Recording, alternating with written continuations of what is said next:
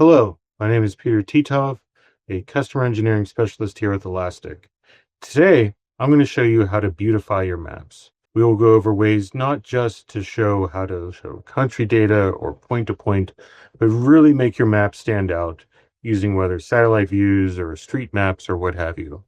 So without further ado, let's get started with showing how you can take your maps to the next level. So you'll notice that maps consist of various layers, and we'll get over those here in a moment. But by default, your map in version 9 and higher is going to come into this globe-like view. If you prefer a more traditional, maybe Mercator-like view, you can set that as well. The choice is yours. For this instance, we're going to stick with the globe because it, quite frankly, looks cooler. Now, within a map in and of itself, there's all these various layers that we can add.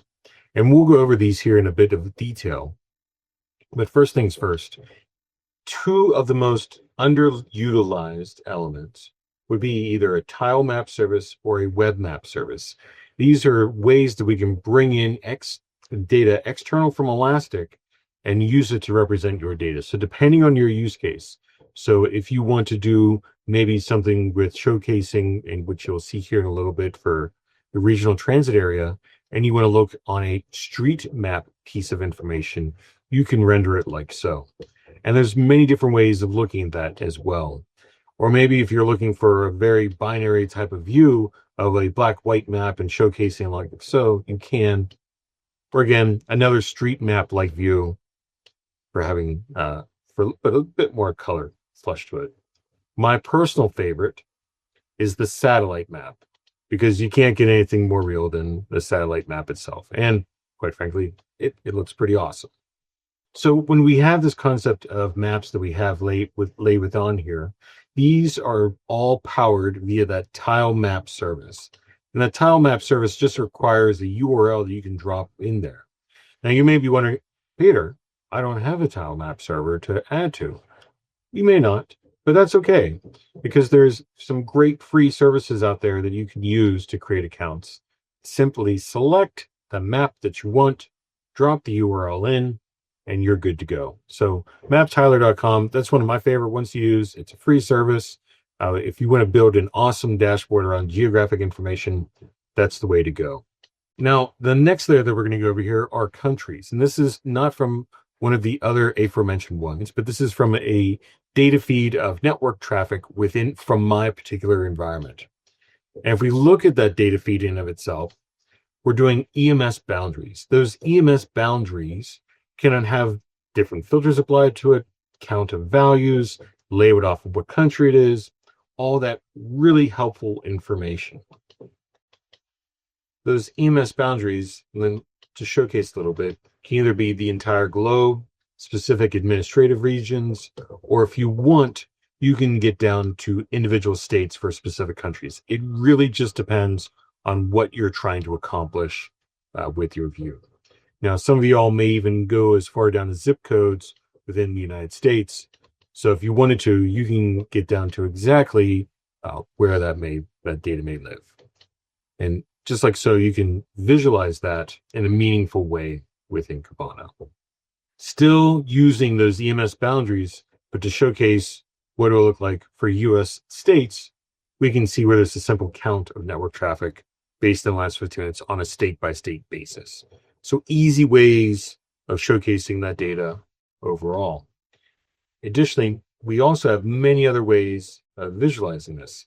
Another fun way is the point-to-point. So if we're talking source to destination, client to server, some sort of point A to point B, commonly referred to in the security world as the pew map, you too can simply turn on those points from there. Now that'll show you the line of direction from point A to point B, but you also need to visualize the source and dest, and in this case, individually. So that P2P type of view, you simply select the data view in question, and what are your source and target destinations in your you're off to the races. The next bit are going to be the actual location of both source and dest. Now I've customized mine a little bit so that all source IPs are rendered as a little home, but regular IP addresses, the destinations are still dots. So now I can see a count of events going from source to dest anywhere within there. And that makes that view that much more able to understand in an easy, simple manner. And again, to look at those individual data sets, we'll pick on the source. All that is for the source detail are individual documents. So from those documents, we can simply select what data view, what field that we want to choose from that. So in this case, logs network traffic. What is our geo field? We'll pick source in this case, add and continue, and then modify it however we like. That's how easy it is to render that type of information. Now, you may also be noticing that there's weather on here as well. So this is part of the web map service that you can leverage. A great way to use this information is to overlay, in this case, the current radar map of the United States weather-wise. And again, this is just a free WMS server that you can get from NOAA.gov, and Weather.gov as well will give you a list of all the particular different data feeds if you want to include it within your map. Literally just paste it, what layers, what styles you want from that feed, and away you go. That's how easy it is to use that. Now, in addition to the weather, our source and dest location, sometimes we may even have individual point-to-point activity, or maybe we're doing some geospatial stuff. In this case, we may even be able to bring in live feeds. And what I'm doing here for all of the buses and trolleys in the city of Pittsburgh, commonly referred to as the City of Champions. Now, as you can see, it's quite a ways away since we're way zoomed out. Within maps, we can fit to data bounds and zoom right in like so. And what's great about this is that now I can see exactly on each little pinprick what is the route that it is on, what is the speed that it's aiming at, and what is the unique identifier for that vehicle ID. And another cool thing about maps, because time, it just keeps on slipping. If I wanted to watch these events play over time as the data was being ingested, I could do that like so. So whether it's from country activity all the way down to my local bus in my neighborhood, trying to find out exactly, is it on time? Am I going to be late for work? Etc. All those are things that you could do with maps. That's just out of the box stuff. If you want to take a few steps further, in addition to the tile map service that I was mentioning here, adding the web map service, what you can also do within Elastic is run your own GeoServer.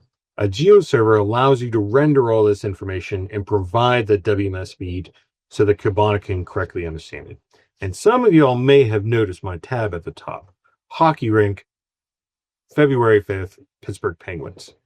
So the same type of feed I can configure to point towards my home GeoServer that I've rendered a hockey map off of. And I'll make sure to post within this YouTube video the link for the blog that was built off of.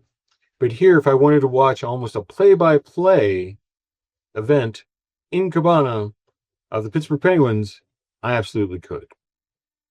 That's one of the easy ways that you can get up and running and really use maps for whatever you're trying to design. Because at the end of the day, it's a whole wide world of activity that we want to visualize off of.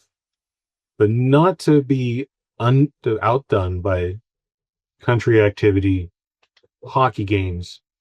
You can even, if you really want to dive into the weeds, take Vega and use this as another pew pew pew style map of looking of point-to-point activity. This is one of our integrations that are available via Fleet. It is known as the threat map. By all means, you can pull this down and look at the underlying code if you really want to dig into the weeds. So geospatial information, whether it's simple country activity, whether it's the bus and trolley that's running within my neighborhood, or maybe it's even that hockey game that I want to run analytics on. All of these things can be viewed, searched, and visualized all within Elasticsearch. Thank you very much. I hope you enjoyed this video, and see you soon.